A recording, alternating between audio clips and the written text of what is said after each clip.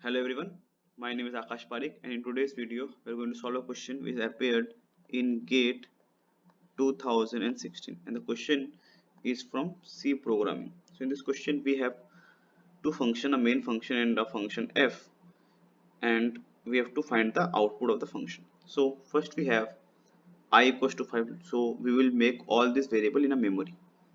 So we have a variable I whose value is 5 and we have variable j whose value is 10,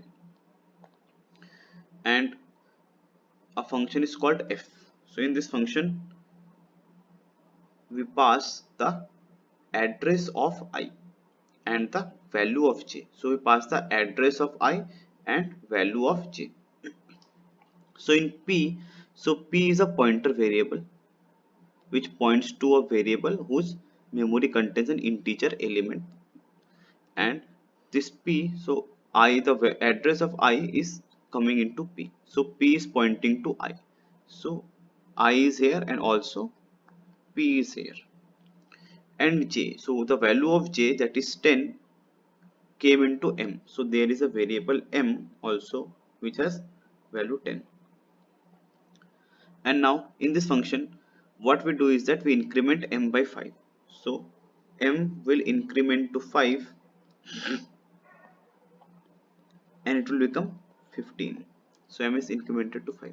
Now what we'll do star of p, so star of p means p is pointing to this block, so star of this block will give us the value which is 5, so 5 star of p means 5 plus m is currently 15 which will be 20, and this value will be copied to star p, that means value of p will be 20, so value of p, so p is in this position, so from it will become 20 now, and now return, so it will return.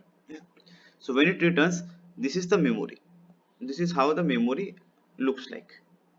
And now you have to print, what you print? I, so value of I is, so I is pointing to same position where p was, so I is 20, and j, so j is 10 because j has not changed because we have made changes in the memory m, so j is 10, and we have to add this, if we add this then we will get 30, so our final answer should be 30, and this is a very easy question, 2 marks question.